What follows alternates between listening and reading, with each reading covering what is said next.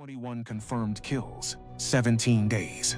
That was Robert Hansen's record on the morning of January 30th, 1944, when he climbed into the cockpit of an F4U Corsair at Piva North airfield on Bougainville. 23 years old, 11 days from going home, about to fly into a formation of 21 Japanese fighters alone. 4 days later, he would be dead. Not from a Japanese bullet, from a decision he made himself, that his own commanding officer authorized, that violated every regulation the Marine Corps had written to keep men like him alive. This is the story of how the United States Marine Corps produced its greatest Corsair pilot and then failed to bring him home. At 06:15, the Pratt & Whitney R2800 Double Wasp caught on the third blade rotation, 2,000 horsepower. Hansen pulled on his gloves and looked out across the dispersal area.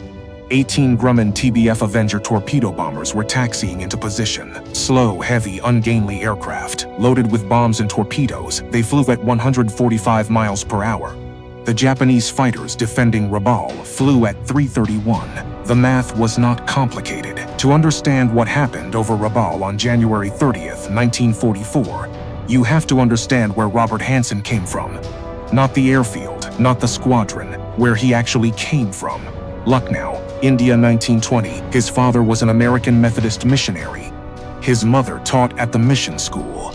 Hansen grew up speaking Hindi alongside English, playing in the streets of a city 10,000 miles from the country, whose uniform he would one day wear. He was not a small child. By the time his family returned to the United States, he had developed the build and temperament of someone who settled arguments physically rather than verbally. At school in California, he found wrestling. He was not merely good at it, he was systematic about it. He studied opponents. He identified weaknesses. He waited for the precise moment when a man's balance shifted, and then he committed entirely. No hesitation, no half measures. His coach said Hansen wrestled the way a surgeon operates, cold, precise, final. He joined the United States Marine Corps in 1942, 6 weeks after Pearl Harbor. Here is the first thing you need to understand about the system that produced Robert Hansen. When he began flight training in early 1942, the standard naval aviation curriculum ran roughly 14 months across pre-flight, primary, intermediate, and operational stages. By the time Hansen went through, the Bureau of Aeronautics had compressed that pipeline to about 9. Not because the training had become more efficient, because the Pacific was consuming pilots faster than the peacetime system could replace them. 9 months to learn to fly, to fight, to survive in the most demanding aerial environment in the history of warfare. The Marine Corps needed bodies in cockpits. The paperwork said Hansen was ready. The paperwork was optimistic. He arrived in the South Pacific in June 1943, assigned to Marine Fighting Squadron 214. The Black Sheep Squadron. His commanding officer was Major Gregory Boyington, a man who understood two things with equal clarity: how to fly a Corsair and how to drink whiskey. Boyington ran his squadron on controlled chaos, aggressive tactics, and the belief that the best defense was an offense so overwhelming the enemy never had time to think. Hansen fit perfectly. His first confirmed kill came on August 4, 1943, a Kawasaki Ki-61 Tony fighter over Vella La Vella. He described the engagement in his after-action report with characteristic brevity. Observed enemy aircraft at 9 o'clock low, dove, fired. Aircraft destroyed. No further comment. By the end of August, he had 2 confirmed victories. Then came November 1, 1943. Empress, Augusta Bay. The Marines were landing on Bougainville. Japanese torpedo bombers came in low over the water, 8 of them, aiming for the troop transports. Hansen was on combat air patrol above the bay. He saw the torpedo bombers before his section leader did. He did not wait for orders. He rolled his Corsair inverted and dove. What happened next was witnessed by the crews of 4 American destroyers, a fact that would matter enormously when the confirmation reports were filed. Hansen attacked 6 Japanese torpedo bombers alone. He forced 3 of them to jettison their bombs before they reached the beach. He shot down 3 more. The rear gunner of a Nakajima B-5N Kate caught him with a burst that shredded his fuel tank. The Corsair began to burn. Hansen flew it out over open water, away from the ships and the men on the beach, and put it down on the ocean as gently as a dying aircraft could be put down. He spent 6 hours in a rubber life raft. The USS Sigourney picked him up after dark. He was back in a cockpit 4 days later. Now here is something the after-action reports do not tell you. When Hansen climbed out of that life raft and onto the deck of the Sigourney, soaking wet, fuel burns on his hands, he did not ask about casualties. He did not ask about the landing. He asked whether all 3 of his kills had been confirmed. They had. The destroyer crews had watched the whole thing. This matters because of what confirmation meant in the Marine Corps system.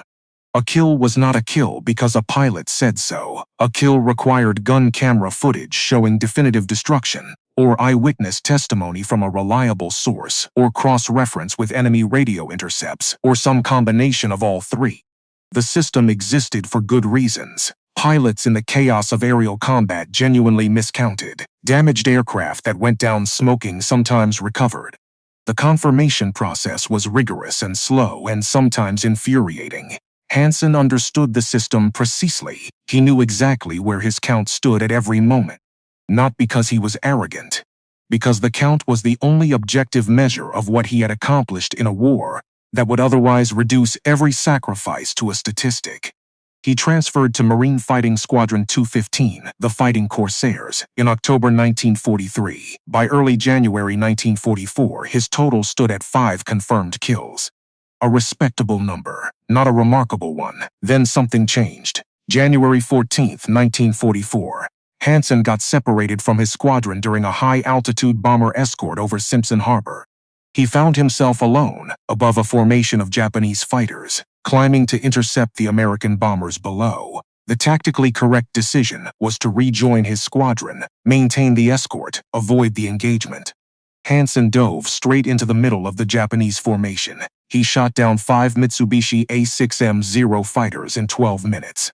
He landed with 14 bullet holes in his Corsair and 3 gallons of fuel remaining. The other pilots had watched from a distance, close enough to confirm the kills, far enough away that none of them could have reached him in time if the mathematics had gone wrong.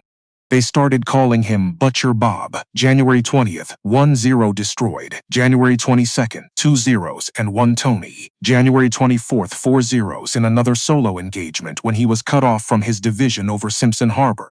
The pattern was becoming impossible to ignore. Hansen was not getting separated from his formation by accident. He was a man who had learned at Empress Augusta Bay that he could survive odds that should have killed him. Every time the mathematics said he was dead and he came home anyway, the lesson got reinforced. He was not reckless. He was calibrating his own limits against evidence that his limits were further out than anyone else's. His commanding officer, Major Robert Owens, tried to ground him twice. Owens was not a timid man. He had his own combat record, his own sense of what the war required. But he had watched Hansen's engagement style evolve over 6 weeks, and what he saw concerned him in ways that were difficult to put into an official report. Hansen did not fly defensively. He did not maintain formation discipline when a target presented itself. He broke and dove and hunted and returned home with his aircraft, looking like it had been used as a target for a firing range. Owens told Hansen he had done enough. Hansen acknowledged the concern, thanked the major, and went back to his tent. January 26th, 3 more zeros, 16 kills in 12 days. 21 total. Now the numbers acquired a different weight. 21 kills put Hansen within striking distance of something that had stood for 26 years. Captain Eddie Rickenbacker, United States Army Air Service, World War I. 26 confirmed aerial victories. The record had survived 1 world war and the first 2 years of another. Captain Joseph Foss of the Marines had tied it in January 1943 with 26 kills. No one had broken it. Hansen was 23 years old and 5 kills away. He was also scheduled to rotate home in 11 days. The Marine Corps rotation policy existed for reasons that were simultaneously humane and practical. Combat pilots who flew too long without rest made errors. Errors in a Corsair at 400 miles per hour over the Pacific Ocean were not survivable errors.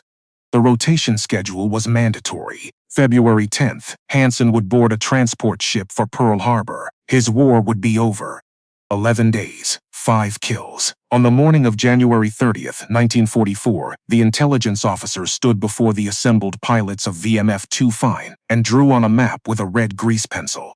The mission was straightforward in concept and suicidal in execution. 18 TBF Avengers would strike Simpson Harbor at Rabaul. 8 Corsairs would escort them. Japanese intelligence had counted 70 fighter aircraft based at Rabaul. The Marine Corps had lost 43 pilots over Rabaul since November. The Japanese had radar stations on every hilltop surrounding the harbor and anti-aircraft at batteries ringing the water. The intelligence officer marked the approach vector. Southeast, bombers at 12,000 feet, fighters at 15,000, expected enemy response, massive. Hansen studied the map. He had flown over Rabaul before. He knew the geography, the approach angles, the anti-aircraft concentrations, the likely intercept altitudes. He knew that 8 Corsairs escorting 18 slow bombers into a defended airspace held by 70 fighters was not a balanced equation. He also knew something else. Every mission over Rabaul was another opportunity for confirmed kills. The Japanese would come up to defend the harbor. They always came up. The question was never whether the enemy would appear, but how many would appear and how fast they would climb.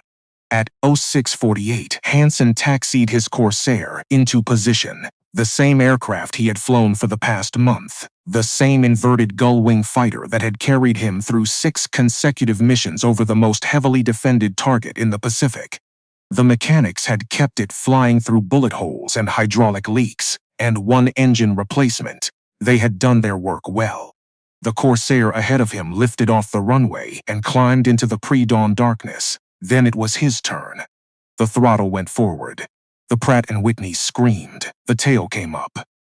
Hansen held the rudder against the engine torque, that left pulling tendency, that had killed better pilots than him in less dangerous situations. The main gear lifted. The runway fell away below. By 07:30, the formation crossed the northern coast of Bougainville. Rabaul was 90 miles ahead. Hansen checked his ammunition. 6 A&M 250 caliber machine guns, 400 rounds per gun, 2,400 rounds total. At 07:41, someone on the radio said the words that changed everything. Bandits, high, 21 fighters, climbing out of Rabaul to intercept. Hansen looked north. The Japanese formation was climbing through 9,000 feet. 21 Mitsubishi A6M0s. Some American pilots later reported seeing radial engine fighters they identified as Tojos, though that identification is disputed given Rabaul's status as an Imperial Navy base. 21 aircraft, 8 Corsairs protecting 18 bombers. Marine Corps doctrine was simple and had been written in the blood of pilots who had ignored it. Never turn with a 0, use speed and altitude, dive, attack, climb away, never get slow, never get into a turning fight. The 0 could outmaneuver anything the Americans flew. The Corsair had 86 miles per hour of speed advantage in level flight, better armor, more firepower. But in a sustained turning engagement, the 0 would win every time. Hansen had violated that doctrine 21 times in 17 days. The bomber leader called out the enemy formation.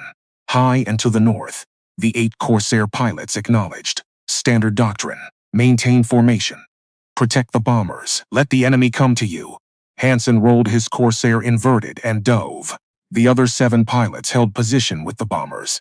They had seen him do this before. They knew what it meant. 1 fighter, sacrificing position and safety, diving alone into a formation 21 times its number. The tactical logic was sound. 1 Corsair could scatter 21 fighters, draw their attention, buy time for the bombers. The bombers could complete their run.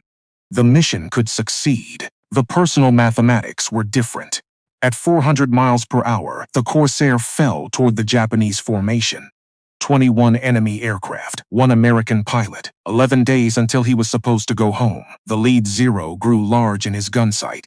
Hansen pressed the trigger. 6 streams of tracer fire converged at 300 yards. At that range, with the guns properly harmonized, all 650 caliber machine guns concentrated their fire into a space smaller than a bathtub.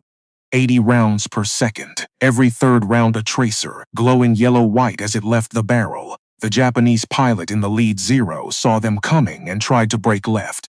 The rounds walked into his fuselage from the engine, cowling back through the cockpit and into the fuel tanks behind the pilot's seat. The Zero shuddered. Black smoke poured from the engine cowling. Pieces of metal spun off into the slipstream. The fighter rolled inverted and went into a spin toward the ocean 7,000 feet below. 1 down, 20 remaining. Hansen pulled out of his dive at 5,000 feet. The Corsair's speed had carried him clean through the Japanese formation before they had time to react. He reversed course and climbed. Behind him, the Japanese formation had shattered. 15 fighters were turning to pursue. 6 were continuing toward the bombers. The tactical objective had been achieved. The formation was scattered. The bombers had breathing room. But now, Hansen had 15 Japanese fighters on his tail. The closest Zero was 400 yards behind him and closing. The Corsair was faster in level flight, but Hansen was climbing, and the Zero climbed faster. The distance was shrinking. 350 yards. 300. At 280 yards, the Zero opened fire. The Japanese fighter carried 2 Type 99 20mm cannons and 2 Type 97 7.7mm machine guns. The cannons fired slowly, only 500 rounds per minute, but each round carried enough explosive to shatter a wing spar. The machine guns fired faster, but hit softer. In the hands of an experienced pilot, the combination was devastating. The Japanese pilot behind Hansen was experienced. Tracers streaked past the Corsair's canopy. 1 20mm round punched through the vertical stabilizer, blowing a hole the size of a dinner plate in the metal skin. A machine gun round hit the left wing root and skipped away without penetrating. Neither strike was critical. Both were warnings of what would come if the Zero got closer. Hansen pushed the throttle to war emergency power. The Pratt & Whitney screamed. For 60 seconds, the engine would produce every ounce of thrust it was capable of delivering. After 60 seconds, the seals would begin to fail. After 90 seconds, the engine would destroy itself. Hansen had 60 seconds to solve the geometry problem behind him. He snap-rolled right, full deflection. The Corsair's roll rate was superior to the Zero's at high speed. The Japanese pilot tried to follow, could not match the rotation, and slid past Hansen's right wing. Hansen completed the roll and dove. The Zero followed him down, but the geometry had inverted. The Zero was behind Hansen, but no longer in a firing position. Hansen was accelerating. The Zero could not close the range. 260 yards. 300. 350. Hansen leveled at 3,000 feet, pulled back on the stick, and climbed vertically. The airspeed bled off. 300 miles per hour, 280, 260. At the top of the climb, Hansen rolled inverted and looked down through his canopy. 14 Japanese fighters were below him. The formation had lost sight of him during the vertical climb. Some were circling at 3,000 feet. Others had climbed to 7,000 looking for him. The tactical discipline had collapsed. They were no longer a coordinated formation. They were 14 individual hunters searching for prey that had disappeared into the sun. Hansen had altitude advantage again. In aerial combat, altitude was life. Altitude could be converted to speed by diving. Speed could be converted to altitude by climbing. The pilot with more altitude could choose the terms of engagement. The pilot without altitude could only react to what came at him. Hansen rolled right and dove on the nearest Zero. The attack came from the Zero's 6 o'clock high, the blind spot. The Japanese pilot never saw him coming. Hansen fired from 300 yards. 80 rounds per second concentrated into that bathtub-sized space. Every round moving at 2,800 feet per second, hitting a fighter that weighed less than 4,000 pounds empty. The Zero disintegrated. The right wing folded upward. The fuselage broke behind the cockpit. Pieces tumbled through the sky. No parachute appeared. Whether the pilot was killed by the initial burst or by the disintegration of his aircraft was impossible to determine. He was simply gone. 2 down, 19 remaining. But now every Japanese pilot in the sky knew exactly where Hansen was. A single Corsair diving through their scattered formation, guns firing, another Zero falling. Tracers converged from 3 directions. Hansen pulled hard left. 6 Gs. The blood drained from his head. The edges of his vision went gray. Gray became black at the periphery. He held the turn until his vision was a narrow tunnel of gun sight and horizon. He released back pressure. The blood returned. Color returned. He was still alive and the tracers had passed behind him. 3 Zeros were now pursuing. Hansen leveled and accelerated. 400 miles per hour, 410. The Zeros could not maintain the pace. The distance opened 500 yards. 600. Then he saw them, 4 more Zeros climbing from below and ahead. They had anticipated his escape vector. They had positioned themselves to catch him as he crossed their altitude. Classic pincer movement. 3 enemy fighters behind, 4 ahead. 7 fighters converging on 1 Corsair. Hansen pulled into a vertical climb again. The Corsair had better power-to-weight ratio than the Zero below 10,000 feet. If he could get above that altitude with speed intact, the geometric advantages would flip in his favor. The altimeter unwound. 8,000 feet, 9,000, 10,000. The 4 Zeros ahead were still climbing to intercept. They were at 11,000 feet. Hansen was at 10,500 and climbing. The convergence closed. 700 yards, 600, 500. At 450 yards, both formations opened fire simultaneously. Tracers filled the space between them. Hansen's rounds hit the lead Zero in the engine. The Japanese fighter rolled left and fell away, trailing black smoke, the pilot fighting for control of an aircraft that had already lost it. 3 down, 18 remaining. Return fire from the remaining 3 Zeros stitched across Hansen's Corsair. 1 round punched through the instrument panel. Glass exploded across the cockpit. Fragments cut Hansen's face above the oxygen mask. Blood ran down his cheek. Another round hit the right wing and tore a 2-foot hole in the aluminum skin. A third round struck the armor plate behind Hansen's seat and dissipated its energy in a burst of sparks that lit up the cockpit like a welder's torch. The armor plate held. It had been installed for exactly this reason. Hansen rolled inverted and dove. The 3 Zeros ahead tried to follow. Their roll rate could not match his. He came out of the dive heading south at 390 miles per hour. Below him, the Japanese formation was reforming. 15 fighters. They had given up the scattered pursuit. They were forming a defensive circle at 8,000 feet, rotating counterclockwise, maintaining spacing of approximately 200 yards between aircraft. American pilots called this formation the Loughborough Circle, named after an American ace of the First World War who had taught it to French pilots. The Japanese Naval Air Force called it something else, and had refined it through hard combat in China and over New Guinea. The tactical purpose was the same: mutual support. Any attacker who committed to a target inside the circle would immediately come under fire from the aircraft behind it in the rotation. American pilots had a name for the outcome: death trap. Hansen climbed to 12,000 feet and circled the Japanese formation at a distance, evaluating. The bombers had completed their run. The TBF Avengers were heading southeast toward Bougainville. The other 7 Corsairs from Hansen's squadron were with them. The mission was accomplished. The strike had succeeded. The bombers were safe. Tactical doctrine said Hansen should disengage, rejoin the bombers, escort them home. He had already shot down 3 enemy fighters and disrupted the intercept. He had done more than his share. Hansen checked his ammunition counter. He had fired approximately 800 rounds. 1,600 remained. Enough for 2 more extended engagements. He rolled the Corsair over and dove toward the Japanese circle. At 1,000 yards from the formation, Hansen adjusted his dive angle. Instead of attacking through the circle perpendicular to its rotation, he angled his dive along the tangent. His attack vector aligned with the circle's direction of movement. He would pass through the formation traveling in the same direction as the Japanese fighters, not against them.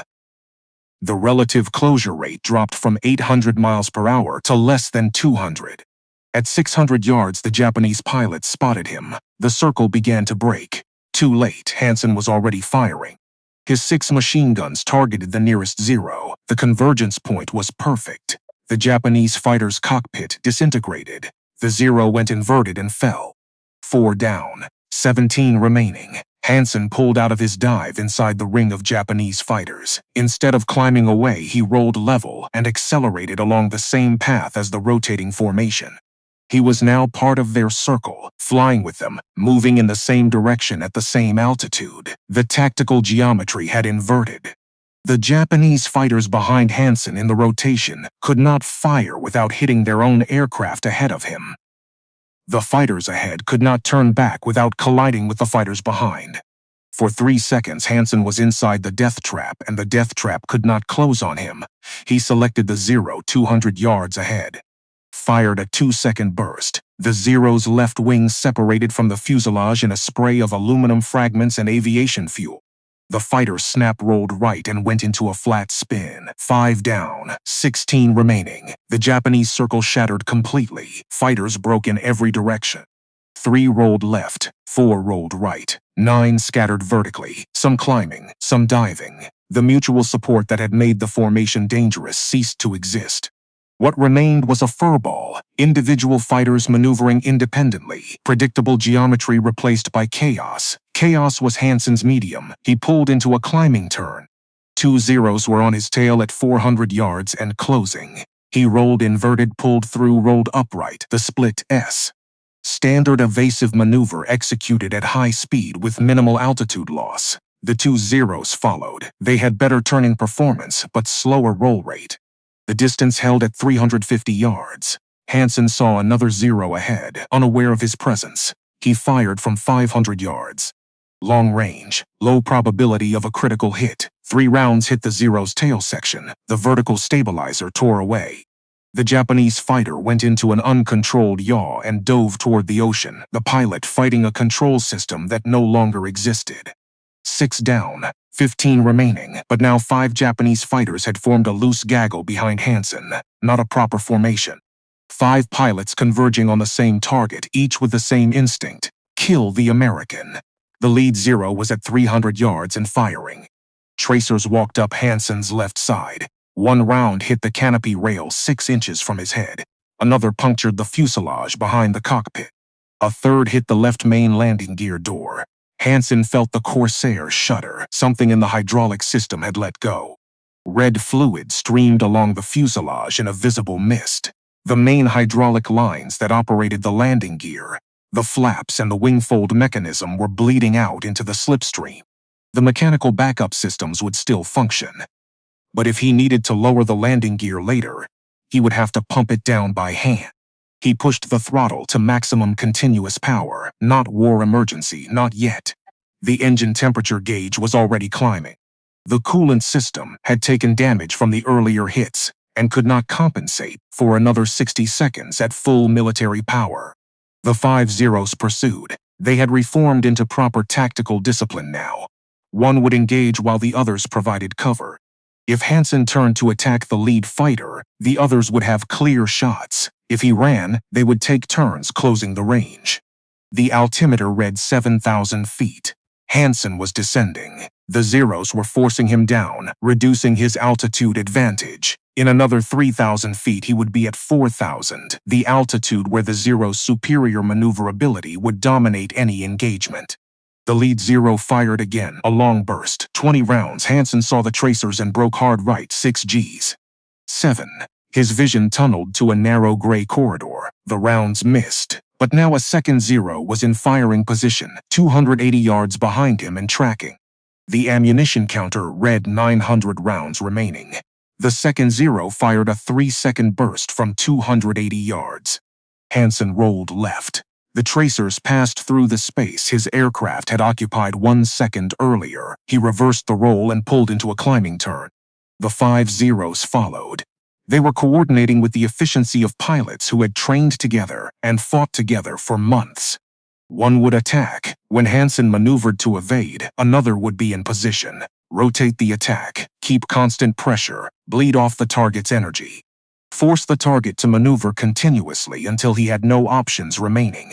Hansen understood the tactics. He had flown against Japanese formations 21 times in 17 days. He knew what came next. The solution was not evasion. The solution was aggression. He pulled into a vertical climb. The airspeed dropped 310 miles per hour, 290, 270. The Zeros climbed with him. They were lighter aircraft. They climbed faster. The distance closed. 400 yards, 350, 300. At the apex of his climb, Hansen rolled inverted and pulled through a hammerhead turn. The Corsair hung vertical for half a second, then fell nose down. He was now diving directly at the 5 climbing Zeros. Head-on pass. Closure rate 700 miles per hour. Time to firing position 3 seconds. The Japanese pilots scattered. 2 rolled left. 2 rolled right.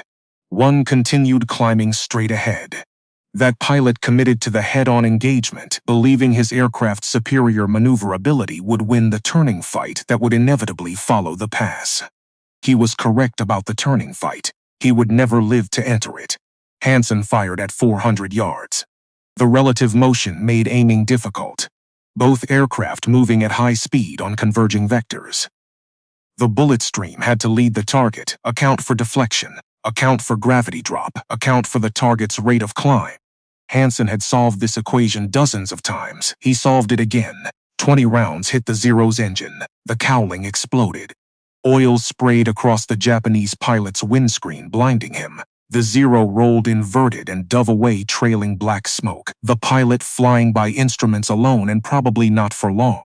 7 down, 14 remaining. But the head-on pass had cost Hansen altitude and speed. He was at 5,000 feet and 260 miles per hour.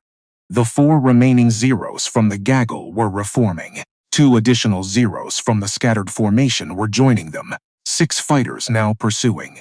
The engine temperature gauge was in the yellow zone, not critical, climbing. The coolant leak was worsening. Red fluid streamed from the cowling in a visible mist. The Corsair's cooling system was designed to handle combat damage up to a point. That point had been passed several minutes ago. At 320 miles per hour, Hansen pulled into another climb, not vertical this time. 30 degrees, building altitude gradually. Preserving energy. The 6 Zeros climbed with him, maintaining a formation of 2 aircraft in the lead and 4 in trail. At 8,000 feet, Hansen rolled right and dove again. The 6 Zeros followed, but Hansen's dive was not an escape maneuver. It was a repositioning maneuver. He dove for 1,000 feet, pulled level and reversed course. He was now heading directly toward the 6 pursuing Zeros. Another head-on pass. But this time the geometry was different. The Zeros were arranged in a vertical stack. 2 at 8,000 feet. 2 at 7,500. 2 at 7,000. Hansen was at 7,000 feet, level, accelerating. He targeted the lowest pair. Both Zeros opened fire. Hansen fired simultaneously. Tracers filled the space between them. Closure rate 680 miles per hour. Time to impact 2 seconds. Hansen's rounds hit the right-hand Zero in the wing root. The wing folded. The Japanese fighter tumbled out of the sky. The left-hand Zero's rounds stitched across Hansen's right wing. 3 hits. Aluminum tore. The aileron control cable parted with a sound Hansen felt through the airframe rather than heard. 8 down, 13 remaining. But the Corsair's right aileron was jammed. Hansen could roll left normally. Rolling right required full stick deflection and produced sluggish response. The aircraft's roll performance was cut in half. The remaining 5 Zeros from the gaggle were still pursuing. They had seen the aileron damage. They had seen the coolant leak. They knew Hansen's aircraft was wounded. They pressed the attack with the confidence of hunters who had cornered wounded prey. Hansen checked his ammunition counter. 640 rounds remaining. Enough for 1 more extended engagement. Maybe 2 short bursts. The engine temperature gauge reached the red zone. The coolant system had lost too much fluid. The engine was overheating and would seize within minutes if he maintained current power settings. Hansen had 2 choices: reduce throttle and let the Zeros close, or maintain throttle and risk engine failure. He maintained throttle. At 9,000 feet, he rolled left and dove toward the ocean. The Zeros followed. They were at 400 yards and closing. Hansen leveled at 2,000 feet. The ocean surface was dark blue below. Whitecaps marked the swells running in from the southeast. The 5 Zeros were at 350 yards and closing. The engine temperature gauge was pegged in the red zone. The Pratt & Whitney was running on borrowed time. The coolant leak had become a stream. Red hydraulic fluid coated the right side of the fuselage. The engine was losing power. Maximum speed had dropped from 417 miles per hour to 390. The Zeros were faster now. They were gaining. At 300 yards, the lead Zero fired. A 4-second burst, 30 rounds. Hansen rolled left. Full deflection. The only direction his damaged aileron would respond quickly. The tracers passed behind him, but the roll had cost him airspeed. 380 miles per hour. 370. The Zeros were at 280 yards. Hansen pulled into a climbing turn. Not vertical, not aggressive, a defensive spiral, trying to force an overshoot from at least one of the pursuers. The Zeros climbed with him. They had altitude advantage, they had speed advantage, they had numbers advantage. At 4,000 feet, Hansen reversed the turn and rolled left again. The damaged aileron screamed in protest. Metal groaned. The control cable was fraying, strand by strand, working toward complete failure. 2 Zeros overshot and passed in front of Hansen's nose. He fired a 1-second burst at the nearest one, 50 rounds. The Zero's tail section shredded. The fighter went into a flat spin, the pilot trying to correct with controls that no longer connected to anything. 9 down, 12 remaining. The burst had cost him ammunition, 590 rounds remaining. The gun cameras were rolling. Whether that footage would matter was a question for later. Hansen would never know at that moment which of the 9 Japanese fighters he had destroyed in the last 20 minutes would ultimately be confirmed, and which would not. He knew only that he was still alive, and the Corsair was still flying, and there were 12 more enemy aircraft trying to change both those facts. The remaining 4 Zeros from the immediate gaggle had reformed, 2 on his left, 2 on his right, bracket formation. Classic trap. If Hansen turned left, the right pair had a shot. If he turned right, the left pair had a shot. If he continued straight, both pairs converged. Hansen pulled vertical again. The airspeed bled off, 300 miles per hour. 280, 260. The Corsair was wallowing. The controls felt mushy. The damaged aileron was affecting overall control authority. At the apex of the climb, Hansen rolled inverted and dove, but this time his dive was not toward the Zeros. It was toward Bougainville, southeast, away from Rabaul, away from the combat. The tactical decision was made. He could not continue the engagement. The aircraft was too damaged. The engine was failing. The ammunition was nearly expended. Continuing the fight meant certain death. Every pilot who had ever flown combat had faced this calculation at some point. The math never changed. Fighting to the last round was not courage. It was suicide dressed as bravery. Courage was knowing when to break contact and getting the aircraft home to fight another day. The 4 Zeros pursued. Hansen's dive had given him separation. 400 yards, 450, 500. At 600 yards, the Zeros broke off pursuit. They turned back toward Rabaul. Japanese doctrine did not favor extended pursuits. Fuel was limited. The base was behind them. Chasing a single damaged Corsair southeast was tactically unsound when other American aircraft might be inbound. Hansen maintained his southeast heading. Airspeed 340 miles per hour. Altitude 3,000 feet. Distance to Bougainville 87 miles. Flight time at current speed 15 minutes. The engine temperature gauge remained pegged in the red zone. The oil pressure was dropping, 70 pounds per square inch. 65, 60. Normal operating pressure was 85. At 55 pounds, the engine would seize, the connecting rods would fail, the pistons would lock. The propeller would stop. The aircraft would become a glider with a 30-to-1 glide ratio. From 3,000 feet, that meant 3 miles of glide distance. Not enough to reach Bougainville. Hansen reduced throttle slightly. The engine temperature dropped 2 degrees. The oil pressure stabilized at 58 pounds. Not climbing, not falling, holding. The airspeed dropped to 310 miles per hour. Flight time increased to 17 minutes. Below him, the ocean was empty. No ships, no rescue vessels, no friendly aircraft. At 10 miles from Bougainville, the oil pressure began dropping again. 58 pounds, 56, 54. The engine was failing. The bearings were running dry. Metal was grinding against metal deep inside the Pratt & Whitney. Hansen could see the coast of Bougainville ahead. Green jungle, white beaches. The airfield at Piva North was visible. The runway. Safety. At 5 miles from Piva North, Hansen transmitted on the emergency frequency. His voice was calm. Aircraft damaged. Engine failing. Request priority landing. The tower acknowledged immediately. The oil pressure read 42 pounds. The engine was hammering violently, multiple cylinders misfiring. The propeller was windmilling unevenly. The entire airframe vibrated. Hansen pumped the landing gear down manually. 3 green lights appeared on the panel. The mechanical backup had worked.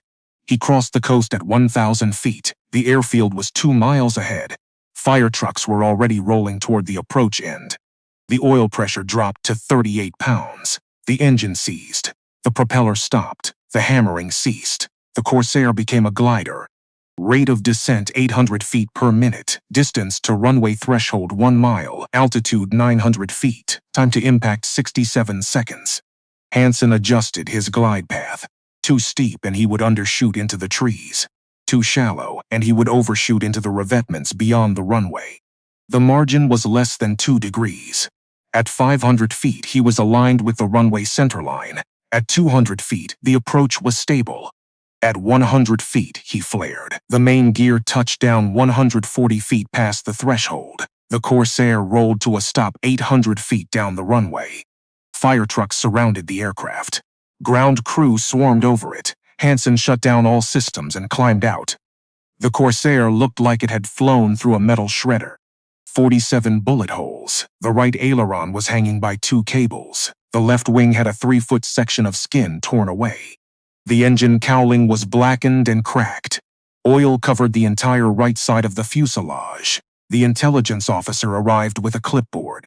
Hansen reported 9 enemy aircraft destroyed. The intelligence officer wrote it down without expression. Claims required confirmation. Gun camera footage.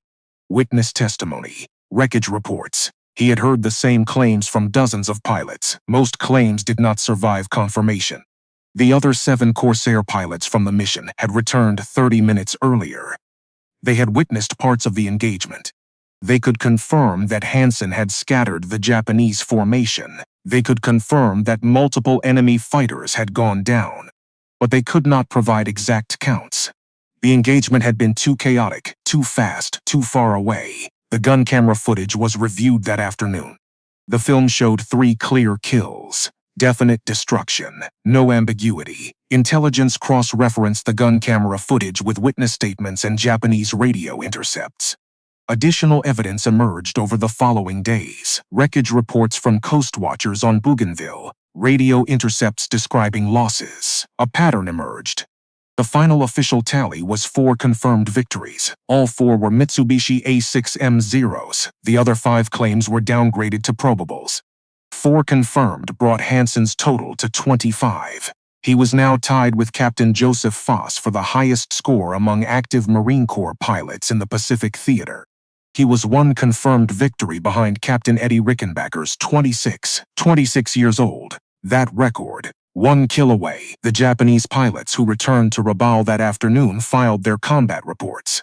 They claimed 25 American aircraft destroyed. The actual American loss that day was 7. The pattern was not unusual.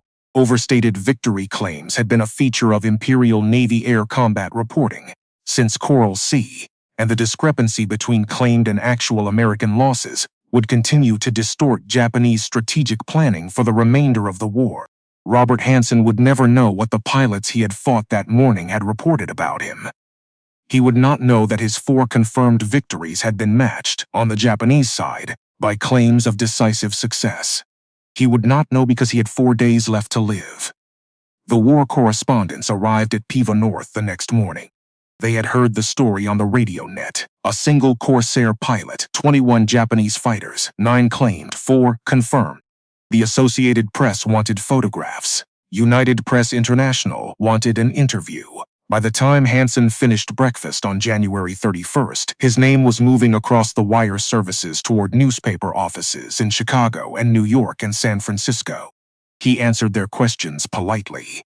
He described the engagement in the flat, factual language pilots used when talking to civilians who had never seen a Corsair from the inside. He gave them what they needed. When they asked what he was going to do with the rest of his tour, he told them the truth. He was going home in 10 days. They took his picture standing next to his Corsair. The ground crew had already begun patching the bullet holes. Fresh aluminum panels reflected the tropical sun. The aircraft looked almost repaired. It looked almost ready to fly again. In the photograph that ran in the newspapers that week, Hansen stood beside his fighter with his flight helmet in his hand and something unreadable in his expression. Neither pride nor exhaustion. Something quieter. Major Robert Owens read the wire reports that evening and did what any commanding officer would do. He walked to Hansen's tent and told him to sit down. The conversation between the two men was not recorded. It was not the kind of conversation that got recorded. But the outline of it can be reconstructed from what Owens said afterward and from what happened next. Owens told Hansen the tour was over. 25 confirmed kills, Navy Cross already awarded, Medal of Honor recommendation working its way through the pipeline. The Marine Corps did not need another mission from him. The Marine Corps needed him to go home and train the next generation of pilots, who would carry the fight forward when he was no longer available to carry it himself. Hansen listened. He nodded at the appropriate places. He acknowledged the order. Then he asked whether he could fly the next mission if a slot came open. Owens said no. Hansen thanked him and left. Here is what commanding officers in combat theaters could and could not do in early 1944. Owens could ground Hansen from flying by pulling him from the flight schedule. He could refuse to authorize replacement missions. He could, in extreme cases, order a pilot medically evaluated for combat fatigue and have him held on the ground pending review. The tools existed. Owens had reached for them before. Both times Hansen had come back. What Owens could not do was change Hansen. He could not remove from a 23-year-old pilot the mathematical certainty of a record that had stood since the trenches of France. He could not remove from Hansen's mind the knowledge that a single confirmed kill would tie it and a second would break it. He could not remove the memory of 21 seconds, spent inside the Luffery Circle when the geometry had held. He could not remove the accumulated experience of a man who had survived odds that should have killed him 21 times in 17 days and had drawn from that survival a conclusion that would have been dangerous in any pilot and was fatal in this one. The conclusion was this: the mathematics did not apply to him. February 1st passed without incident. February 2nd, Hansen sat in on mission briefings. He was not scheduled to fly. He walked the flight line. He talked to the mechanics working on his Corsair. The aircraft was almost ready. The engine had been replaced. The aileron had been rebuilt. The skin had been patched. His Corsair would fly again within the week. He watched the aircraft take shape and he waited. The morning of February 3rd began with clear skies over Bougainville. The mission briefing was routine. 8 F4U Corsairs would escort 18 TBF Avengers to Tabera Airfield near Rabaul. The strike would target the runway and destroy parked aircraft. The formation would return to base by early afternoon. Standard operation. The kind of mission the squadron had flown dozens of times. Hansen was not scheduled to fly, but sometime during the night, one of the scheduled pilots had developed severe stomach cramps. Food poisoning. He was in the medical tent, unable to hold down water, unable to stand for more than a few seconds without vomiting. He was not going to fly to Rabaul. The squadron needed a replacement. Hansen volunteered. Owens was informed. He faced a decision he had faced before. He could refuse. He could pull another pilot from an off-duty roster. He could delay the mission by an hour and get someone else prepared. Or he could authorize Hansen. The mission needed 8 Corsairs. Hansen was qualified. Hansen was rested. Hansen was standing in front of him asking to fly. Owens authorized the mission. There is no way to know at this distance in history what calculation Owens made in those few minutes. He may have believed that Hansen was too dangerous to himself to fly. He may have believed that grounding a pilot who was actively seeking combat would cause more problems than it solved. He may have believed that Hansen had earned the right to make his own choice. He may have believed all of these things at once. He may have been simply tired. Commanding officers in combat theaters made hundreds of decisions every week, and most of them were not right or wrong in any clean sense. They were decisions that had to be made because someone had to make them. The one decision that could not be made was to hold the mission indefinitely. The Avengers were already fueled. The bombs were already loaded. The strike window over Rabaul was already narrowing. War proceeded on its own schedule. Owens signed the mission roster. His Corsair was airworthy again. At 07:20, the formation departed Piva North. The route was familiar. Northeast across Bougainville Strait, north past New Ireland. Final approach to Tobera Airfield from the southeast. The bombers would strike at 09. The Corsairs would provide escort at 15,000 feet. The strike went perfectly. The Avengers dropped their ordnance on Tobera Airfield with unusual precision. Secondary explosions indicated hits on fuel storage. Smoke rose to 5,000 feet. The Corsair escort engaged 15 Japanese fighters during the run-in and shot down 3. No American losses. The Avengers formed up for the return flight. The formation turned southeast. The route home passed over Cape St. George at the southern tip of New Ireland. A prominent white lighthouse stood on the cape, black-topped and visible from 20 miles at altitude. The Japanese had converted the lighthouse into an observation post. Radar installations dotted the surrounding hillside. Anti-aircraft batteries ringed the position. The formation passed over Kabanga Bay at 10,000 feet. Hansen broke formation. The other pilots saw him go. Someone called his name over the radio. Hansen did not respond. He rolled his Corsair to the right and dove toward the Cape. The tactical logic was absent. The strike was already complete. The mission was accomplished. The bombers were safe. The lighthouse at Cape St. George was not part of the target list. It was not a strategic objective. Attacking it served no purpose within the mission's operational framework. The anti-aircraft batteries surrounding it were substantial. The risk was disproportionate to any conceivable gain. Hansen dove anyway. At 1,000 feet above the water, he leveled off and lined up his gun sight on the lighthouse.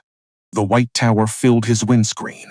He pressed the trigger. 650 caliber machine guns opened fire. Stone chips exploded from the tower's surface. Windows shattered. Tracer rounds ricocheted off the granite construction and spun away across the water. The Japanese anti-aircraft batteries responded instantly. 25mm cannons and 40mm guns opened fire from 3 positions around the lighthouse base. Tracer rounds filled the air around Hansen's Corsair. This was not intercept fighter fire. This was ground-based automatic weapons at their optimal engagement range against a low-flying aircraft with no room to maneuver. Hansen pulled up from the strafing run. His right wing hit the water. The impact was catastrophic. At 400 miles per hour, an aircraft wing striking a solid surface at any angle beyond perfectly horizontal experiences, forces that no aluminum structure was designed to withstand. The wing tore away from the fuselage. The Corsair cartwheeled through the sky. Hansen tried to level the aircraft. The remaining left wing generated lift on one side and nothing on the other. The Corsair climbed briefly, 50 feet, 100 feet in a horrible, unbalanced arc. Then the fuel in the separated wing ignited. The fireball was massive. The blast wave hit the cockpit. The canopy shattered. The fuselage twisted. For 1 second, it appeared Hansen might execute a controlled water landing. The Corsair was nearly level. The descent rate was decreasing. The pilot in that cockpit was still fighting for control of an aircraft that no longer had the structural integrity to be controlled. Then the fuselage snap-rolled inverted. The Corsair hit the ocean at 140 miles per hour, upside down. The aircraft disintegrated on impact. Pieces scattered across 200 yards of ocean surface. The fuselage sank immediately. No parachute appeared. No life raft deployed. No survival radio transmission was received. Major Owen circled the crash site for 15 minutes in his own Corsair. He saw only wreckage and an oil slick spreading across the swells. He returned to Piva North and filed the war diary entry that would stand as the official record. Lieutenant Hansen did not return from this hop. Robert Murray Hansen was 23 years old. He was 1 day short of his 24th birthday. He was 7 days from his scheduled return to the United States. He had not been shot down. No Japanese fighter had killed him. No enemy round had struck his cockpit or his engine or his fuel tanks. He had died because he had chosen to attack a target that was not on the mission list in an aircraft that had already survived what should have killed it 4 days earlier, in service of a personal calculation that would never be made public and could only be inferred from the pattern of his final weeks. The wing had touched the water. The physics had taken over. Nothing about his death had been heroic in the way the newspapers would describe it. It had been a mechanical error, in a self-created mission, at the end of a chain of decisions that had begun somewhere in the space between his 21st and 25th confirmed victories and had ended above the surf at Cape St. George. The official record for Robert Murray Hansen stood at 25 confirmed victories. He was posthumously promoted to captain. The Medal of Honor was approved and presented to his family in a ceremony at the White House. The Navy Cross was already on his record. The Air Medal followed with clusters. His name was inscribed on the wall of the missing at the Manila American Cemetery, where the sea had refused to give him back to be buried. A destroyer was named for him, USS Hansen, commissioned in 1945. In 1968, the Marine Corps Aviation Association established the Robert M. Hansen Award, presented annually to the best Marine fighter attack squadron. The award continues today.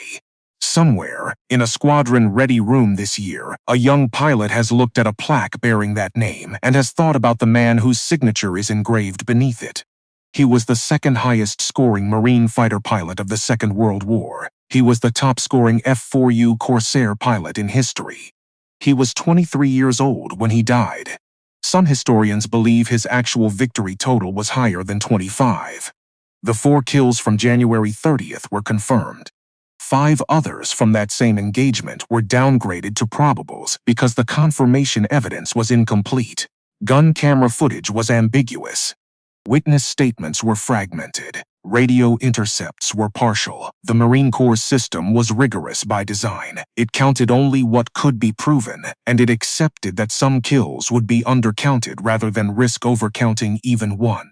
The number of Japanese aircraft Robert Hansen actually destroyed in the sky over Rabaul on that morning may have been 27. It may have been 29. The exact figure will never be known. What is known is this. On January 30th, 1944, one Marine pilot in one F4U Corsair engaged 21 Japanese fighters over Rabaul. He scattered their formation. He protected 18 torpedo bombers. He shot down at least 4 enemy aircraft. He returned to base with a failing engine and 47 bullet holes. 4 days later, he died, attacking a lighthouse. He died because a system that produced men like him did not have the mechanism to save them from what that same system had made them. He died because a commanding officer authorized a mission that should not have been authorized. He died because an established combat pattern had taught him that the mathematics did not apply to him until the moment when the mathematics applied absolutely. He died 1 week before he was supposed to go home. The Marine Corps buried him with full honors, in an ocean that would not release him, at a point on the map that no ship will ever mark. Somewhere off Cape St. George, the wreckage of his Corsair rests on the ocean floor, the engine that failed him, the wing that touched the water, the cockpit where a 23-year-old pilot made the last decision of his life. He was not the man the newspapers described that spring. He was something more complicated than that. He was a man the system built to fight a war it did not know how to end, and when it no longer had use for him, it did not know how to bring him home.